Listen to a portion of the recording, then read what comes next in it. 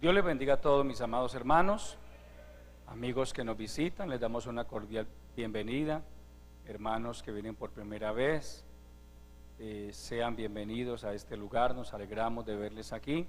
Saludamos también a todos los que están participando del culto a través de nuestro canal en YouTube, Refugio para el Alma TV, donde quiera que se encuentren.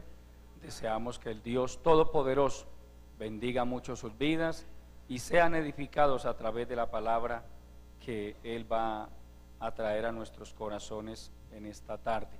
Voy a invitarle a estar puestos en pie y a que abran sus Biblias en el libro de Deuteronomio, en el capítulo 30. Aleluya, a Dios sea la gloria. Cristo vive para siempre. Deuteronomio, capítulo 30. ¿Cuántos lo han encontrado? Vamos a tomar los versículos 19 y 20. Si hay algún amigo a su lado, por favor, comparta con él la palabra.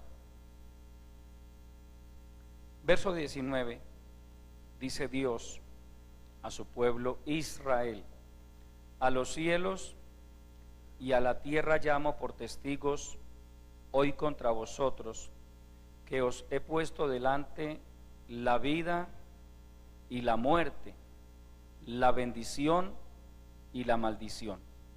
Escoge pues la vida para que vivas tú y tu descendencia, amando a Jehová tu Dios, atendiendo a su voz y siguiéndole a Él, porque Él es vida para ti y prolongación de tus días, a fin de que habites sobre la tierra que Jehová juró a tus padres, a Abraham, Isaac y Jacob, que les había de dar.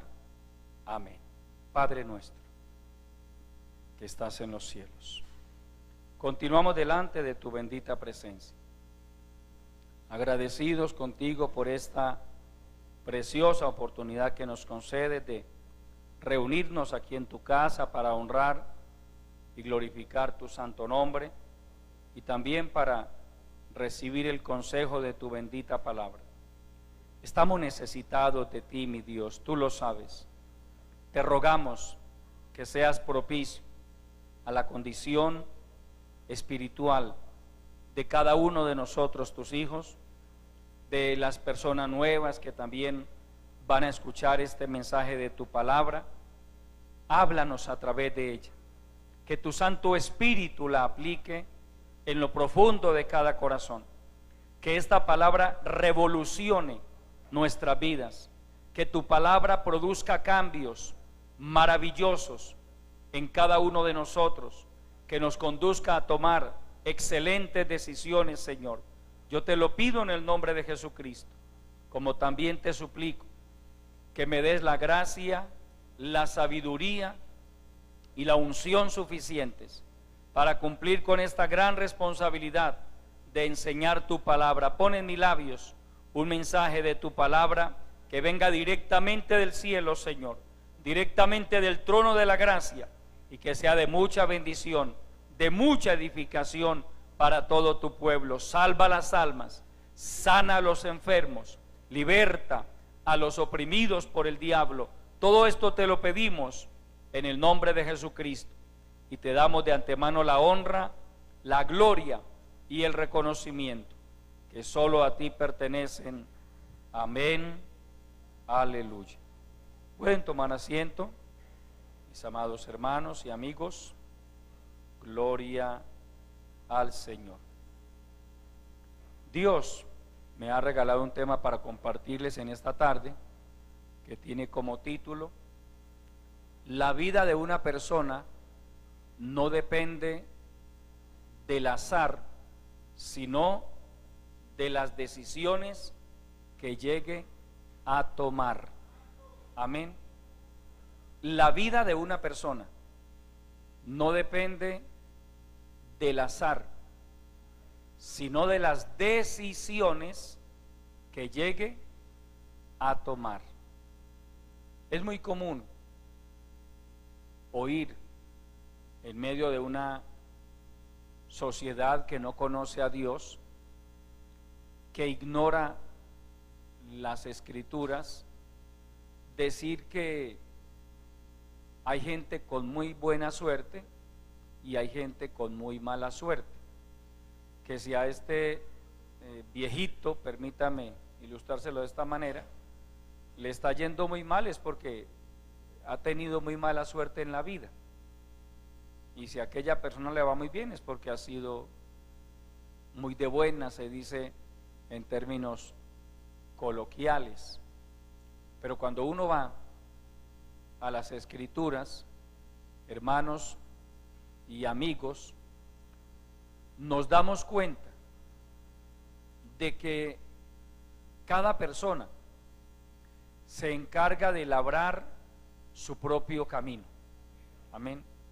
Cada uno se encarga de hacer lo necesario para que le vaya bien o para que le vaya mal.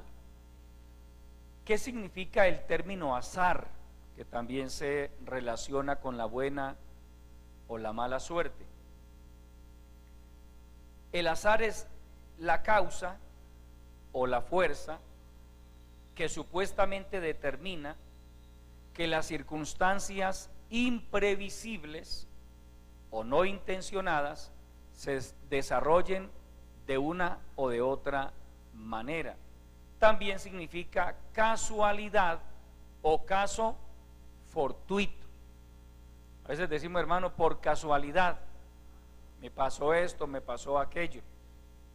Pero cuando se examinan las Escrituras, encontramos que en Dios no hay casualidades. Amén.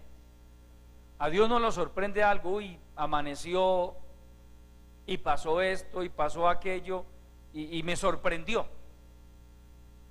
Me sorprendió un terremoto en India, me sorprendió un terremoto en China, me sorprendió un ataque terrorista en Afganistán. No, Dios lo sabe todo. Amén. Él conoce el mundo. Él conoce lo que va a pasar mañana. Alguien dijo que para Dios el futuro es historia. Y es verdad. El apóstol Pedro habla de la presciencia de Dios.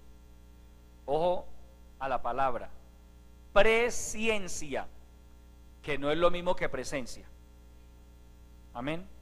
Presciencia, que significa conocimiento de antemano. Es un atributo exclusivo del Dios Todopoderoso.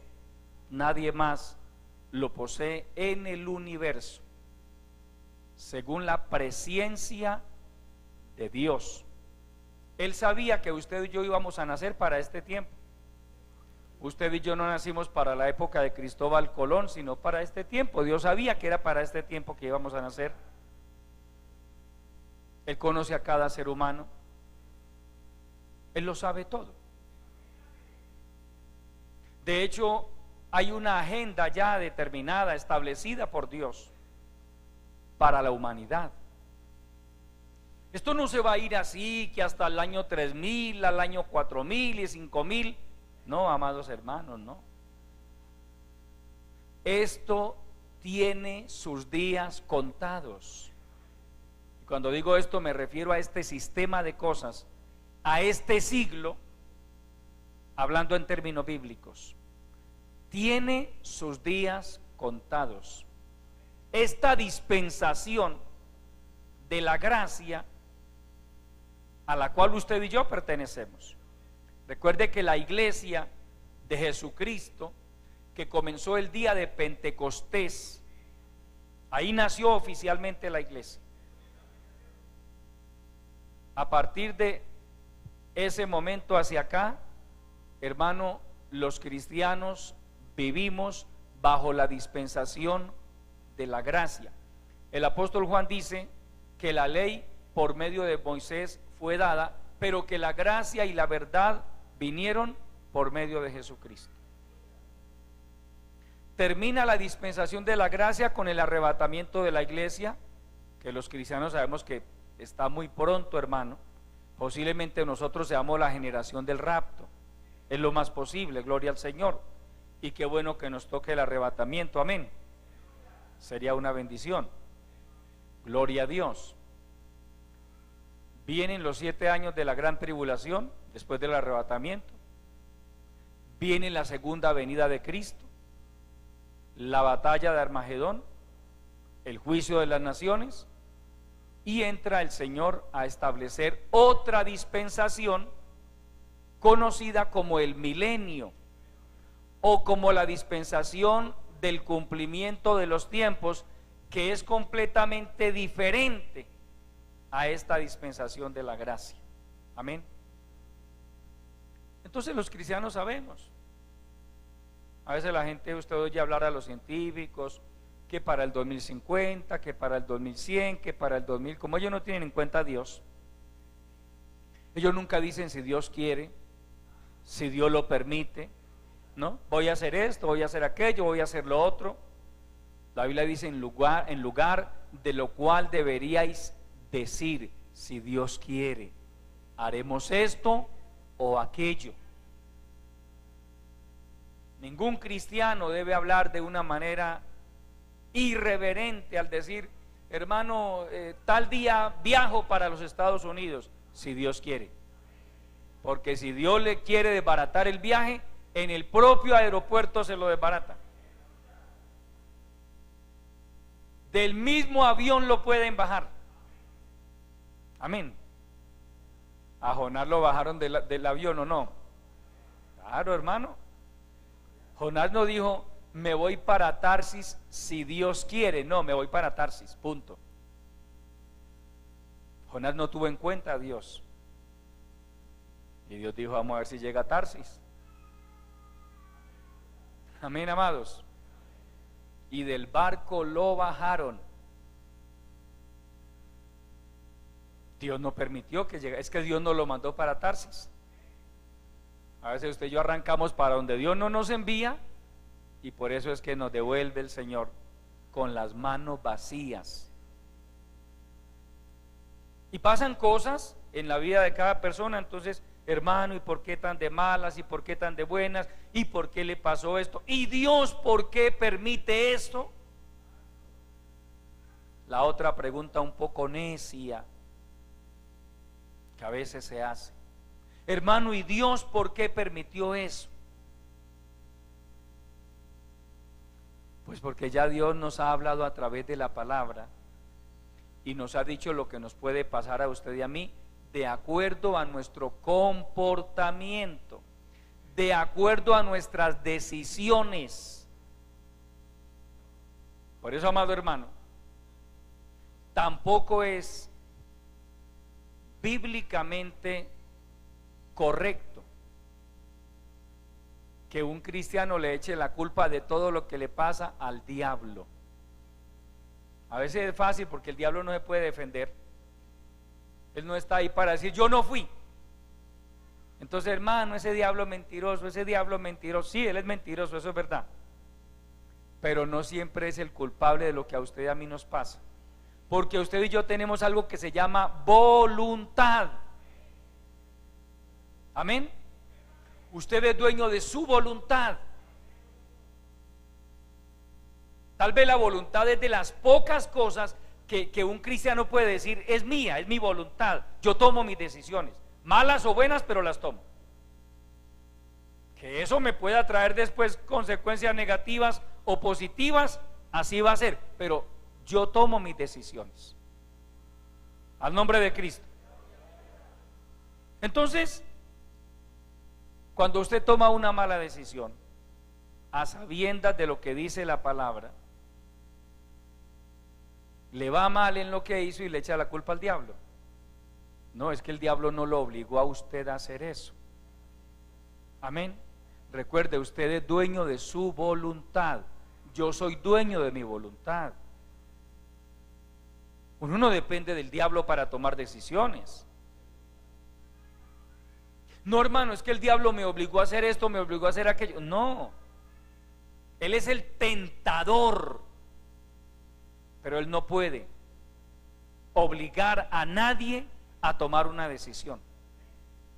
Mire, si de Satanás, que el Señor lo reprenda, hubiera dependido, él no deja que el Señor Jesucristo vaya a la cruz del Calvario. El diablo hizo todo lo que pudo por evitar que Cristo fuera a la cruz.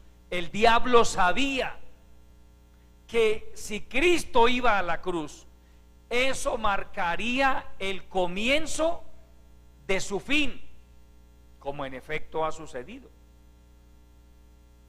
El diablo ya viene en caída libre, amado hermano.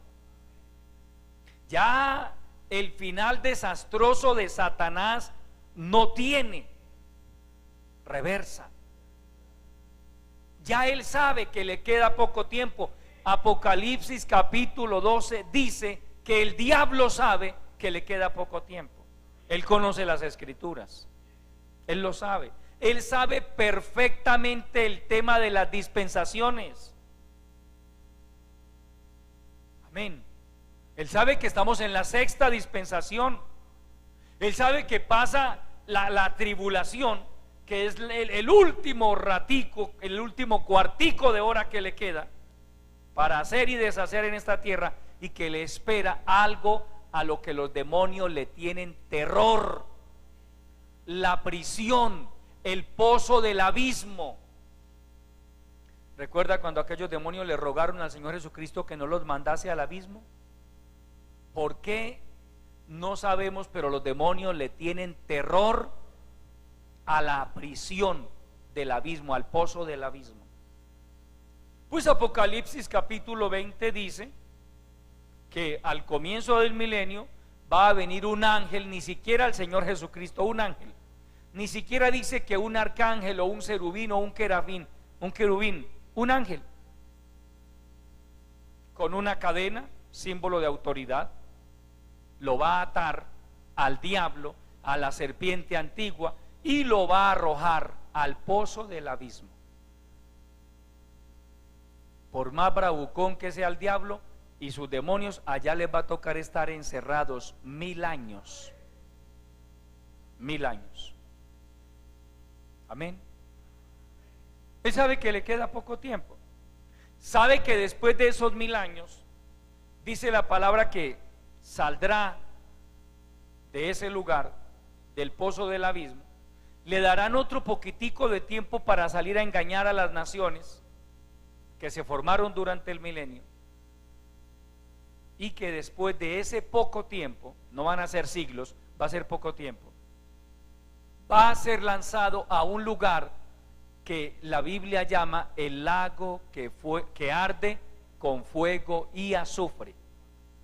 El Señor Jesucristo dice que el lago que arde con fuego y azufre fue preparado para Satanás y para sus demonios.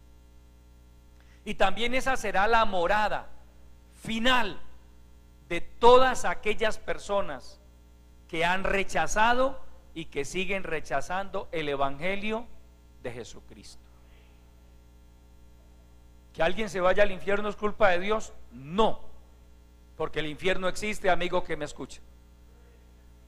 Y a veces le hemos compartido la palabra a una persona y le hemos dicho, mire, Dios quiere salvar su alma para que no se vaya al infierno. Y lo que dicen es, no, Dios es tan bueno, yo sé que Dios es tan bueno, que Él no me va a lanzar a mí al infierno. Y en parte tienen razón. Dios no lanza a nadie al infierno, la gente se tira sola allá. Amén. El Señor Jesucristo dice que Dios no lo envió a condenar al mundo, sino a salvar al mundo. Pero la gente no va al cielo automáticamente, amigo que me escucha. Una persona va al cielo si, estando en esta vida, toma la decisión de creer en Jesucristo y de recibirlo como su Salvador personal.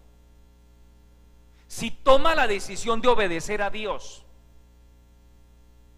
Si alguien dice, no, yo no voy a obedecer a Dios, yo no creo en el evangelio, me parece muy duro, Dios le dice, no hay problema, es su decisión. Y Dios es demasiado caballero, Dios es demasiado respetuoso. Dios no obliga a nadie. Es más, Dios no obliga a nadie a entrar al cielo. Nadie podrá decir, yo estoy aquí en el cielo porque Dios me obligó. Nadie. Al cielo vamos aquellos hombres y mujeres que de una manera libre y espontánea hemos tomado la decisión de caminar con Dios, de obedecer esta bendita palabra, que de una manera libre y espontánea hemos tomado la decisión de apartarnos del pecado, porque apartarse del pecado demanda tomar la decisión. Nadie se aparta del pecado porque, hermano, me cansé de pecar. No, el hombre es esclavo del pecado. El que practica el pecado, esclavo es del pecado. Por eso usted ve viejitos ya, hermano, casi ya con el ataúd ahí esperándolos, y tocando niñas y tocando niños, ya muertos, hermano, fisiológicamente hablando, muertos, pero con esta mente corrompida todavía. Ya no son capaces, desde el punto de vista de la sexualidad, ya no son capaces de responder, pero usted los ve manoseando niños y niñas, porque son esclavos del pecado, son esclavos de la inmundicia que practicaron durante toda su vida. El verdadero cristiano se caracteriza porque le entrega a Dios esa naturaleza corrompida. El verdadero cristiano dice, me aparto del pecado, tomo la decisión de apartarme del pecado y de comenzar a vivir para Dios. Al nombre de Cristo. Dios le dice a Israel, y por extensión nos dice a todos los seres humanos: a los cielos y a la tierra llamo por testigos hoy contra vosotros, que os he puesto delante la vida y la muerte, la bendición y la maldición. Escoge pues la vida para que vivas tú y tu descendencia. Gloria al Señor. Israel, como pueblo, como nación, siempre será un referente para la iglesia de Cristo.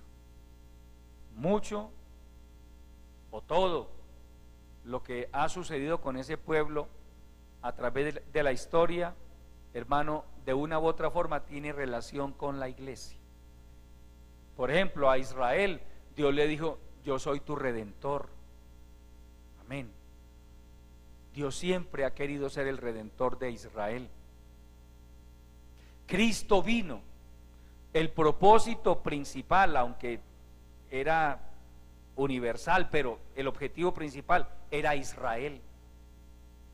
Ya en el Antiguo Testamento, hermano, los judíos tenían la promesa de que vendría un Mesías, un Salvador. Juan dice: a lo suyo vino, es decir, a su pueblo vino, pero los suyos no le recibieron, lo rechazaron, lo mataron. Pero Dios tenía un plan B, porque como les decía, hermanos, a Dios nada lo toma por sorpresa. ¿Cuál era el plan B? Si rechazan, si Israel como nación rechaza a mi hijo, se extiende la invitación a los gentiles, al resto de la humanidad. Porque, amados hermanos, por lo que uno entiende a través del Antiguo Testamento, el propósito de Dios era evangelizar al mundo a través de los judíos. ¿Usted alguna vez ha visto el mundo siendo evangelizado por los judíos? Jamás, jamás. Eran ellos los llamados a predicar a las naciones. No quisieron. Por eso usted ve que cuando Pablo llega a Antioquía de Pisidia, en su primer viaje misionero, y allí los judíos lo rechazan, él dice que se sacudió los vestidos y los pies, dice, sacudió el polvo de sus pies contra ellos y les dijo: a vosotros a la verdad era necesario predicaros primero el evangelio, pero como no se consideran dignos de la vida eterna, de ahora en adelante me iré a los gentiles. Amén. Por eso, históricamente hablando, la iglesia siempre ha estado compuesta mayormente de gentiles. Cuando hablamos de gentiles, hablamos de gente que no es judía, sean chinos, sean indios, sean americanos, sean europeos. Para los judíos, todos los demás extranjeros son gentiles.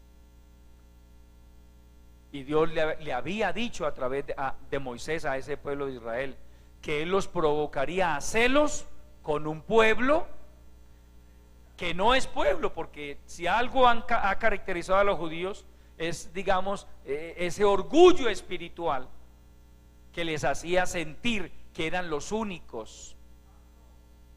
¿Recuerdan el concilio de Jerusalén, Hechos capítulo 15?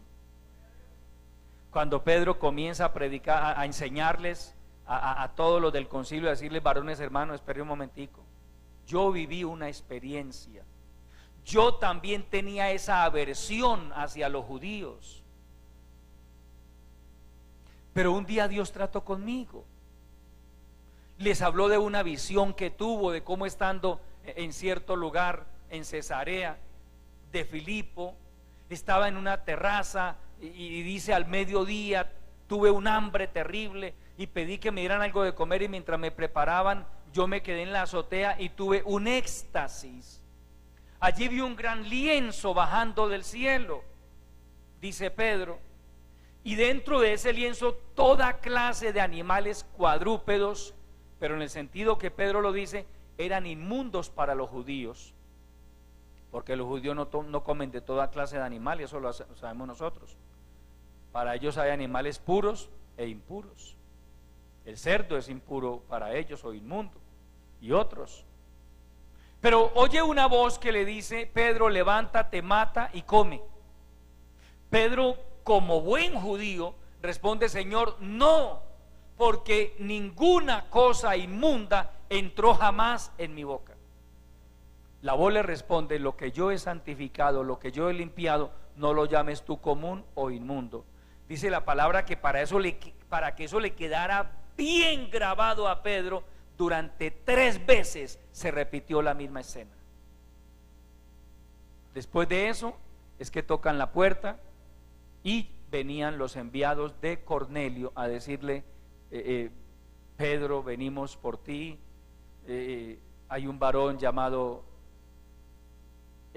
Cornelio, tuvo una visión, un ángel se le apareció y le dijo que enviara a buscarte. Pedro fue. Cuando Pedro llega a esa casa, estaba Cornelio con una cantidad de gente reunido esperándolos, y Pedro les dice: vosotros sabéis lo abominable que es para un varón judío acercarse a los gentiles, pero a mí me ha mostrado Dios que Él no hace ese tipo de acepción de personas. Amén. Por eso allí en el concilio de Jerusalén, Dios les dice, Pedro, perdón, les dice toda la iglesia, al liderazgo de la iglesia que estaba allí reunidos: varones, no cometamos más errores. Dios me mostró a mí que Él también, es más, les testificó. Recuerden que allí en la casa de Cornelio, mientras Pedro predicaba, cayó el Espíritu Santo. Cuando Pedro les cuenta toda esa historia, ¿recuerdan la respuesta de ellos? De manera que también a los gentiles ha visitado Dios para darles salvación. En el imaginario de los judíos eso no estaba, amados hermanos. Se dice, y eso está registrado en los anales de la historia, que los judíos, un varón judío oraba a Dios de esta manera, le decía: Señor, te doy gracias. Estoy hablando de un varón judío para que entienda un poco lo que es la cultura judía, al menos la de ese tiempo. Señor, te doy gracias porque no me hiciste gentil, ni me hiciste mujer. ¿Ve? Para un varón judío era un orgullo que no hubiera nacido siendo mujer ni siendo gentil. Ellos despreciaban a los gentiles. Era un orgullo espiritual que ellos manejaban. Y ese orgullo espiritual los cegó de tal manera que cuando vino el Señor Jesucristo no se dieron por entendidos. Ese no es. Así hay que matarlo. Y lo mataron. Pero les decía que este pueblo siempre ha sido un referente para nosotros como iglesia, porque de una u otra forma lo que le ha pasado a este pueblo o a ese pueblo de Israel tiene que ver con nosotros para bien o para mal. Vaya a 1 Corintios capítulo 10, aleluya. Miremos un versículo allí. 1 Corintios capítulo 10, gloria a Jesucristo. Aleluya.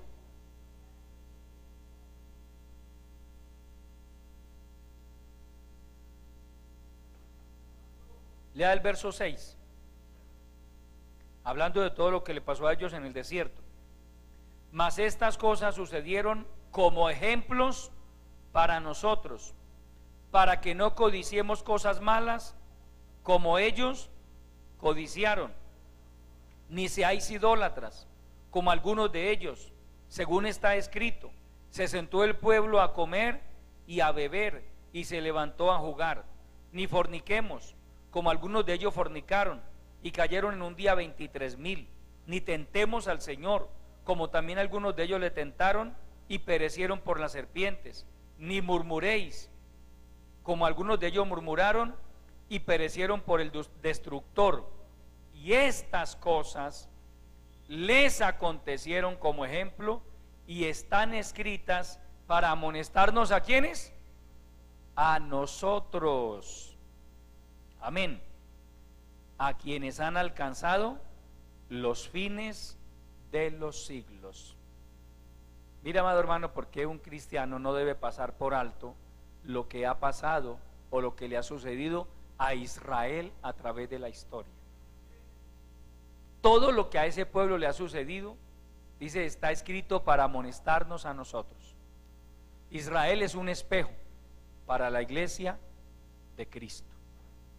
Por eso en Deuteronomio capítulo 30, en ese pasaje que hemos tomado,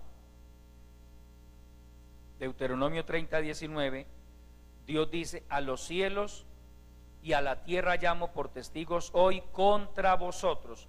Podríamos decir contra vosotros los seres humanos, que os he puesto delante la vida y la muerte, la bendición y la maldición. Escoge pues la vida para que vivas tú y tu descendencia. Pare ahí, por favor, amado hermano. Ojo a esta frase: escoge pues, escoge. Dios no le dice: te voy a obligar a caminar por el sendero de la vida y de la bendición, porque son dos senderos: la vida y la bendición, y el sendero de la muerte y la maldición. El Señor Jesucristo lo enseña de otra manera: la puerta amplia y la puerta angosta. Amén. La vida y la bendición. Y también está el otro camino, que es el de la muerte y la maldición.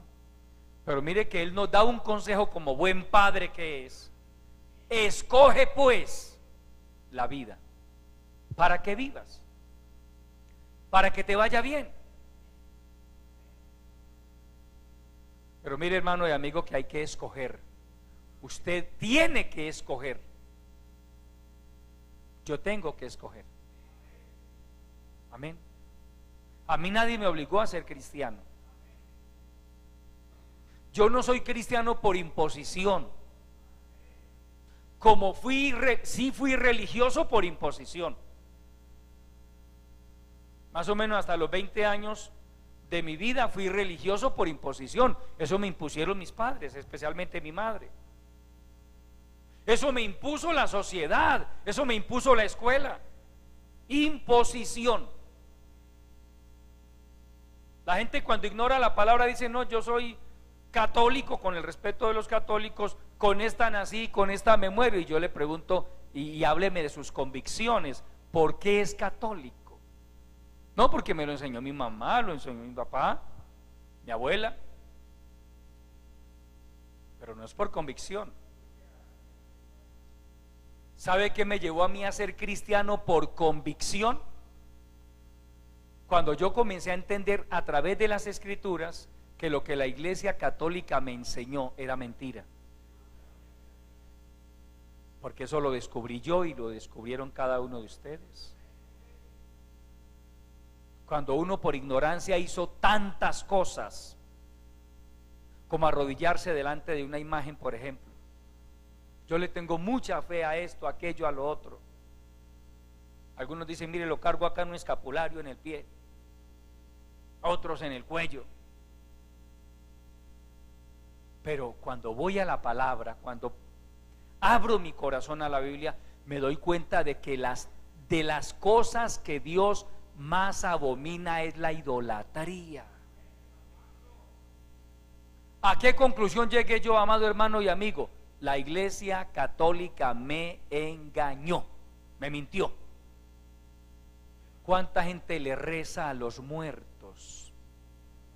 Usted va a la palabra y se da cuenta de que Dios lo prohíbe. La gente bautiza a los niños. Usted va a la Biblia y se entera de que el bautismo no es para los niños. Entonces, ¿nos mintió o no nos mintió la Iglesia Católica? La Iglesia Católica nos enseñó que si mi mamá se moría, hacíamos una novena pidiendo que Dios la saque de penas y la lleve a descansar. Asunto arreglado. Yo voy a la palabra y la Biblia me dice: no es así. No es así.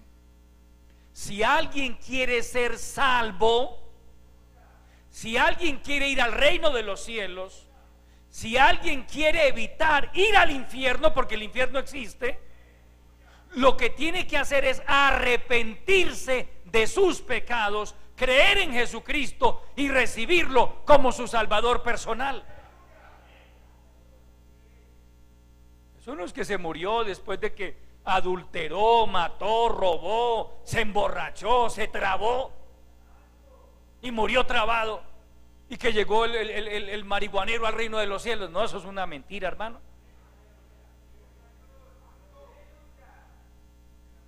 Pero bueno, no, de todas maneras, hagamos una novena por él. Que Dios saque al parcero de pena y lo lleve a descansar. ¿Ah? Fácil, ¿cierto?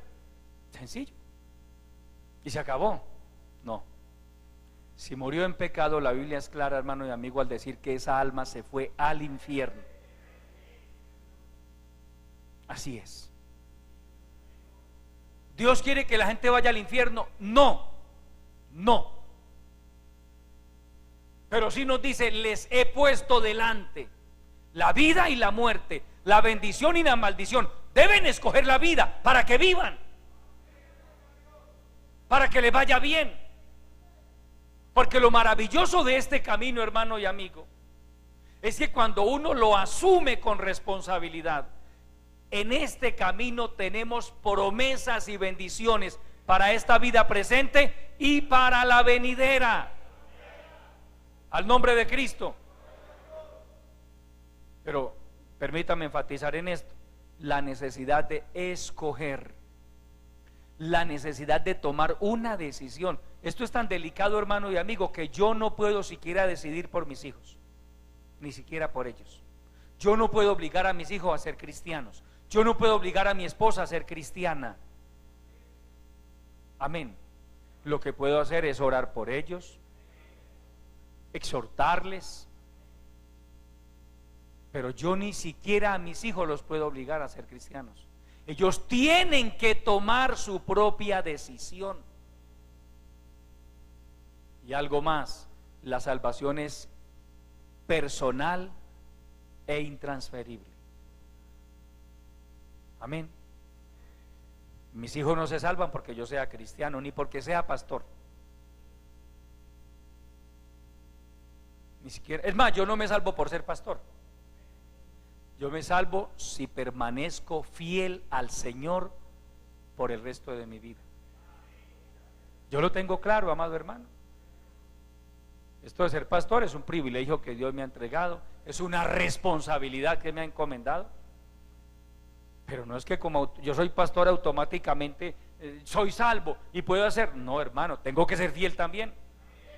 Tengo que ser fiel, tengo que guardarme para Dios, tengo que obedecer la palabra. Escoge pues la vida para que vivas. Y podríamos decir, amado hermano, esto de escoger la vida es un asunto de todos los días.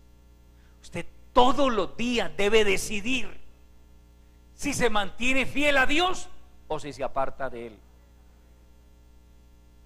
Porque uno no se vuelve cristiano y automáticamente ya es cristiano por el resto de la vida. No, amado hermano. ¿Cuántas veces usted se ha visto tentado a volver atrás? ¿Cuántas veces el diablo de una u otra forma ha atacado su mente? Ha herido su fe. ¿Y cuántos, tristemente, hay que decirlo, que un día anduvieron con nosotros, ya no están? Se cansaron de perseverar. No es nuevo, el fenómeno no es nuevo. Al Señor Jesucristo le pasó. En San Juan dice que después de cierto mensaje que el Señor predicó, desde entonces muchos de sus discípulos no eran admiradores, eran discípulos. Una cosa es ser un admirador de alguien y otra cosa es ser un discípulo de alguien. Desde entonces muchos de sus discípulos volvieron atrás y ya no caminaban más con Él. ¿El Señor los obligó a regresar? No. Cuando los discípulos le dijeron, Señor, se están yendo, como queriéndole decir, Señor, bájele al mensaje, es que usted está predicando muy fuerte, es que usted está exigiendo demasiado. Más o menos fue lo que quisieron decirle. Él los confrontó y les dijo a los 12, ¿y qué? ¿Ustedes se quieren ir también? Como diciéndole, arranque. Pedro levantó la mano y dijo, Señor, ¿a quién iremos? Si nosotros hemos conocido, hemos entendido que tú eres el Cristo, que tú eres el Hijo del Dios viviente y que tú tienes palabras de vida eterna. Esto, amado hermano, cuando hablamos de convicciones, esto tiene que ir arraigado en el corazón. El buen cristiano tiene que arraigar sus convicciones en lo profundo de su corazón, para que su fe no dependa de las circunstancias, del ir y venir de las cosas, para que su fe no dependa de lo que oiga, de lo que vea.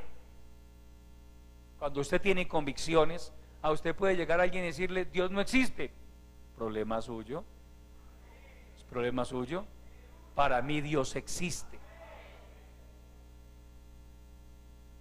Alguien le puede decir, el evangelio es una mentira. Problema de él. Yo estoy claro, yo sé que es el evangelio.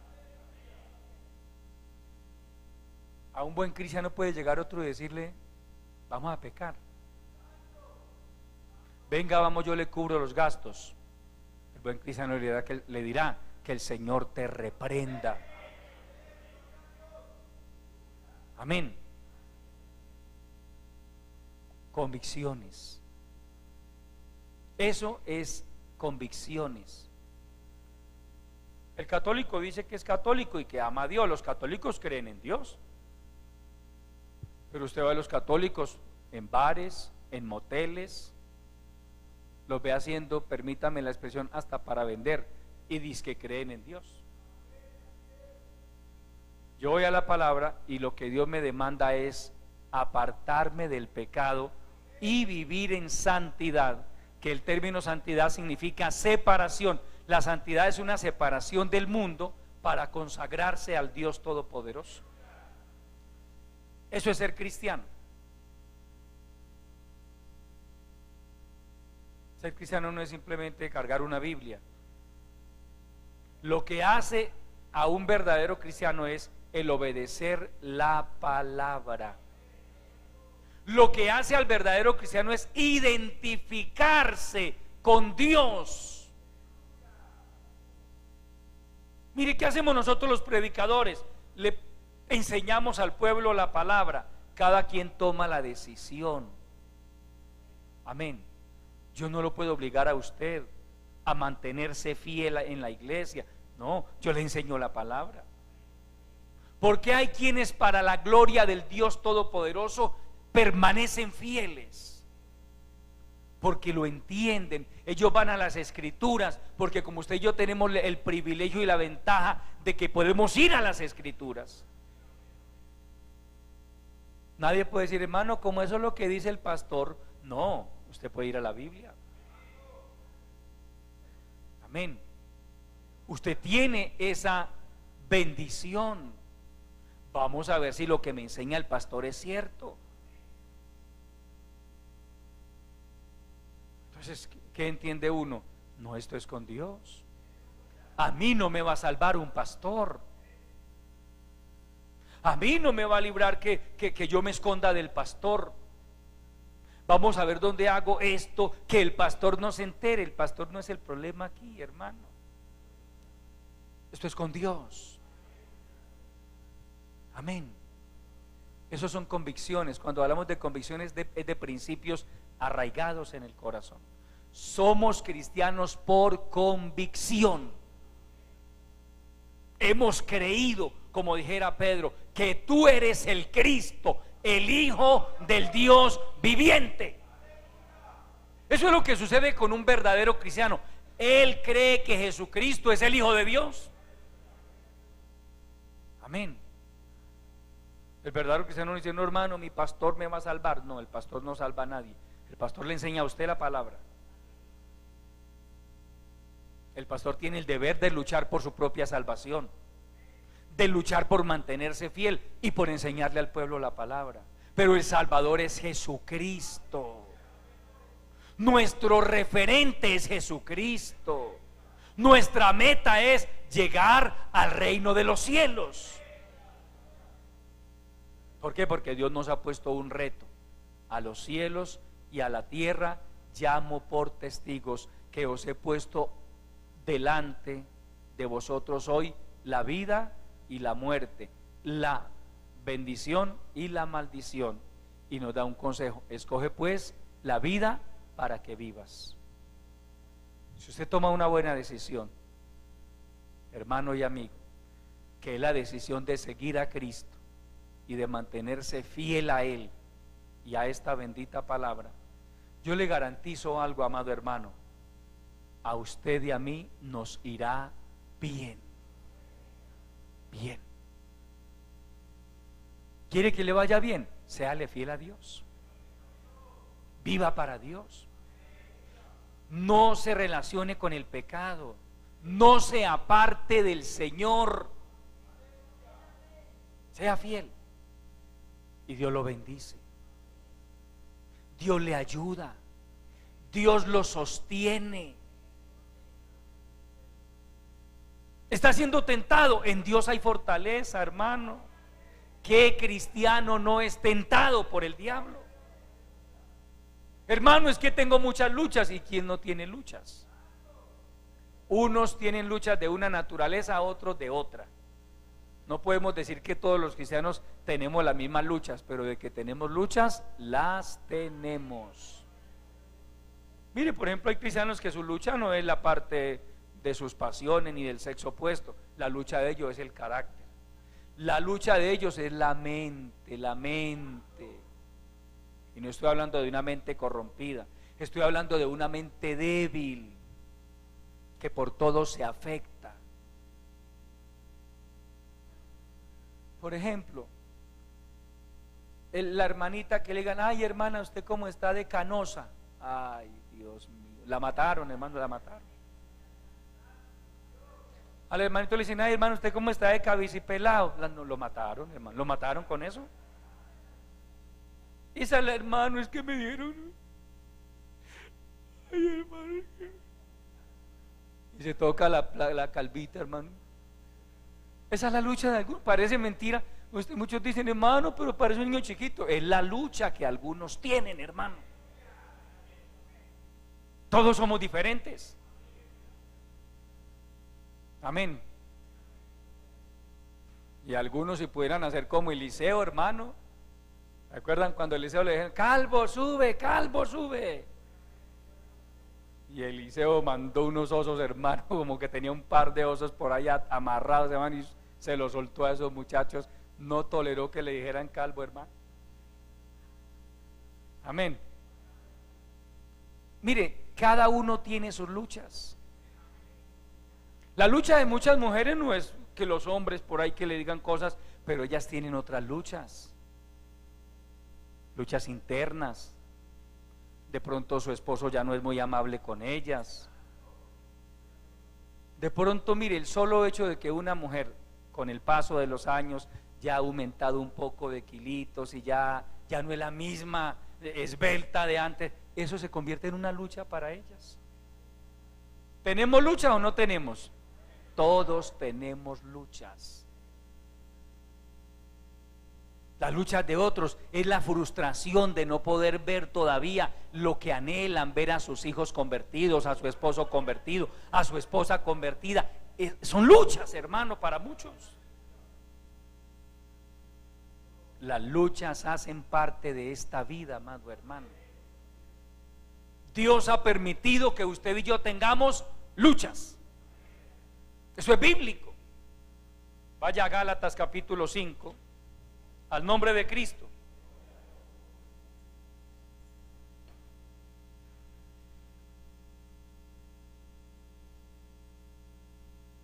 Gálatas capítulo 5, gloria a Dios.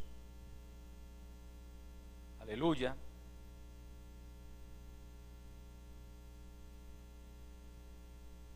Versos 16 y 17. Digo pues, andad en el Espíritu, y no satisfagáis los deseos de la carne, porque el deseo de la carne es contra el Espíritu, y el del Espíritu es contra la carne, y estos se oponen entre sí para que no hagáis lo que quisiereis. Mire, hermano, el deseo de la carne es contra el Espíritu, y el deseo del Espíritu es contra la carne. Los deseos de la carne, los deseos, estamos hablando de deseos pecaminosos, van en contra de lo que quiere el Espíritu Santo de nosotros. ¿Y cuál es el deseo del Espíritu? Que usted y yo busquemos a Dios, que obedezcamos la palabra, que ayunemos. A la carne no le gusta ayunar. Amén. Mire, ¿no le parece muy sospechoso que a veces usted está viendo televisión, navegando por internet, y usted lúcido, hermano, fresco, y se pone a orar y lo agarra un sueño? ¿No le parece sospechoso? ¿Por qué para todo lo demás esa lucidez? Y va a orar, hermano, y se duerme ahí. ¿Ah? Es como la carne diciéndole: no, es que yo no quiero que oremos. ¿Sí ve cómo se cumple la palabra? El deseo de la carne es contra el Espíritu. La carne le dice: mire, si quiere amanezcamos viendo videos en YouTube, y verá que no me le duermo. Póngame a orar y verá. Arrodílleme ahí y verá que me le duermo. Qué tremendo. Si el cristiano no lucha contra eso, entonces tendríamos que llegar a una conclusión: hermano, yo no puedo orar, porque cada que voy a orar me da sueño. No, que el Señor reprenda al diablo. Uno tiene que luchar contra eso. No, voy a orar, yo necesito orar. El cristiano responsable sabe que orar es una necesidad para él. Orar no es una opción para nosotros, amado hermano. Es una necesidad vital, como lo es descansar, como lo es alimentarse, como lo es bañarse. Son necesidades elementales, básicas. Orar para nosotros es una necesidad elemental. Si yo no oro me muero, amado hermano. Si yo no oro termino descarriado. Si yo no oro termino sin fuerzas. El buen cristiano saca tiempo para orar, así la carne no quiera orar, Así la carne no quiere ayunar, él saca tiempo para ayunar. Tal vez a usted antes de venirse para el culto el enemigo empezó a tentarle: quédese viendo televisión, quédese descansando. Y a otros los tentó y les ganó la tentación.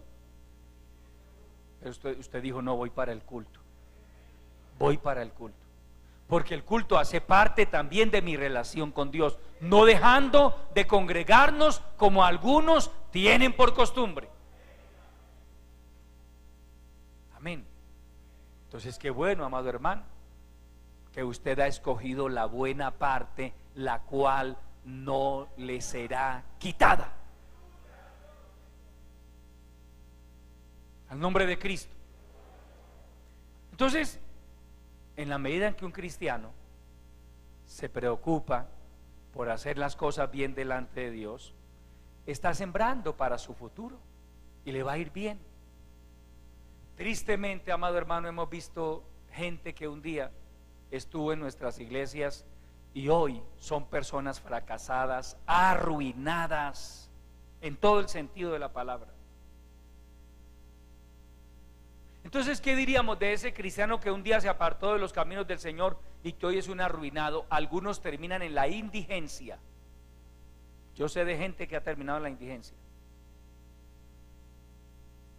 Salga usted a predicar a las calles si quiere, váyase a predicar a las calles del centro, a los indigentes, a esas zonas de la ciudad donde abundan los indigentes, para que se lleve usted sorpresas. Cuánta la gente le dice a usted: yo fui predicador del evangelio, yo fui adorador, yo hacía parte del grupo de alabanza de tal iglesia. Entonces la pregunta es: ¿por qué tan de malas esos pobres? No, amado hermano, fue la decisión que tomaron. Fue la terrible decisión que un día tomaron de apartarse del Señor, la que los llevó, la que los condujo a esa desgracia por la que hoy atraviesan. Y muchos de ellos, aunque a veces quieren, ya no son capaces. El diablo los ha agarrado de tal manera que ya no los suelta.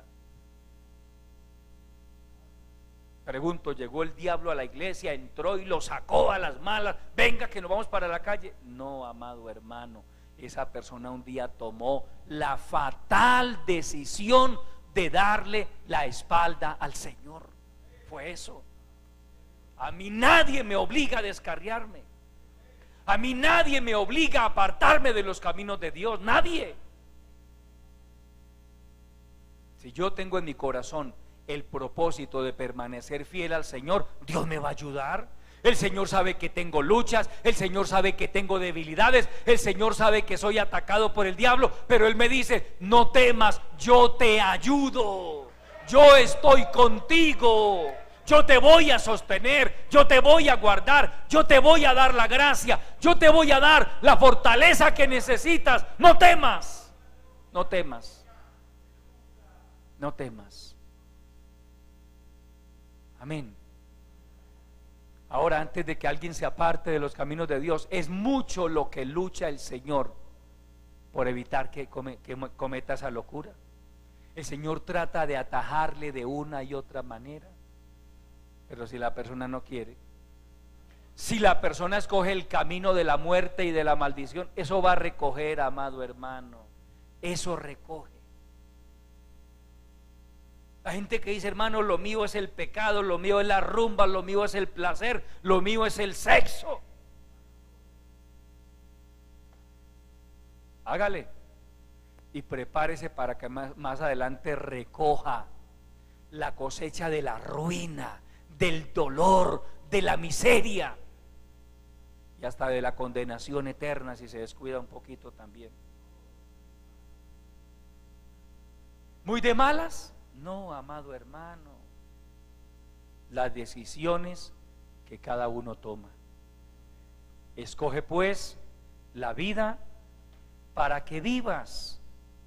Aleluya.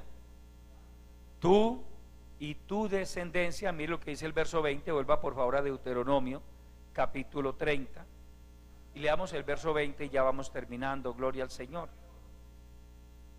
Mire lo que nos pide el Señor: amando a Jehová tu Dios, atendiendo a su voz y siguiéndole a Él, porque Él, Dios, es vida para ti y prolongación de tus días. Oiga, amado hermano, qué maravilloso. Dios es vida para ti, Dios es vida para mí y prolongación de nuestros días. Vaya al capítulo 10 de Deuteronomio. Aleluya. Capítulo 10 del libro de Deuteronomio. Maravilloso el Señor para siempre. Leamos el verso 12. Ahora pues Israel, y permítame parafrasearlo, ahora pues iglesia, ahora pues Juan, ahora pues Pedro, ahora pues María, Roxana, ¿qué pide Jehová tu Dios de ti? Sino que temas a Jehová tu Dios, que andes en todos sus caminos, que lo ames y sirvas a Jehová tu Dios con todo tu corazón y con toda tu alma, que guardes los mandamientos de Jehová y sus estatutos que yo te prescribo hoy, para que tengas prosperidad. ¿Sí ve para que Dios nos manda que le obedezcamos?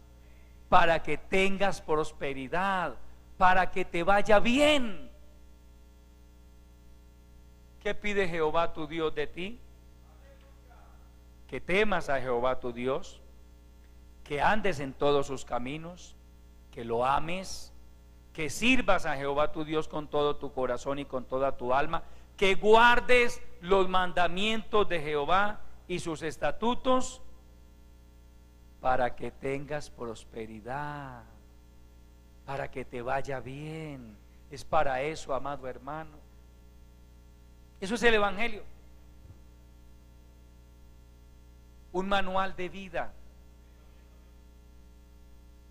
un manual que nos enseña a hacer lo bueno para que tengamos vida, para que nos vaya bien, para que el día que partamos de este mundo, amados hermanos, volemos a la presencia del Dios Todopoderoso. Como dice el apóstol Pedro, para que de esta manera os sea otorgada amplia y generosa entrada en el reino eterno de nuestro Salvador Jesucristo. El día que le llegue a usted su tiempo, el día que me llegue a mí el tiempo de partir de este mundo, si Cristo no ha venido por la iglesia, hermano, nos será otorgada amplia y generosa entrada. Es decir, hermano, en el momento que estemos ahí, permítame conjeturar, estemos ahí ya agonizando, Dios enviará ángeles por nosotros que nos conduzcan a las moradas eternas. Si no es que usted murió y quedó por ahí su alma divagando, y ahora qué camino cojo. No, hermano, no. Hermano, ¿y por dónde es el cielo? No, vendrán ángeles por nosotros. Amén. Y nos llevarán a la presencia de nuestro Dios. Eso es el Evangelio, el camino de la vida. Y cuando la Biblia habla del camino de la vida, no se refiere únicamente a la vida en esta tierra, va mucho más allá y abarca la eternidad. El camino del justo es hacia arriba, para escapar del Seol o del infierno abajo. Entonces la vida de una persona no depende del azar, sino de las decisiones que llegue a tomar. Póngase de pie, amado hermano.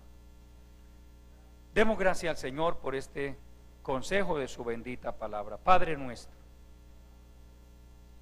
que estás en los cielos, mi alma te da la gloria, Señor.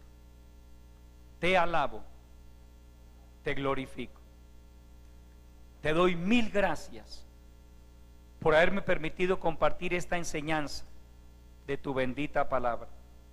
Gracias por habernos dado un día la oportunidad de escoger la vida, de escoger el camino de la vida y de la bendición, y de esa manera nos permitiste apartarnos del camino de la muerte y de la maldición. Hoy te rogamos, como siempre lo hacemos, que nos ayudes a mantenernos fieles a ti, fieles a tu bendita palabra, que nos ayudes a terminar nuestra carrera en victoria, Padre, para que el día en que seamos llamados a tu bendita presencia, podamos volar al reino de los cielos, Señor. Glorifica tu palabra, bendice a tu pueblo, sigue salvando las almas, Señor, que tu palabra siga haciendo la obra para la cual tú la enviaste.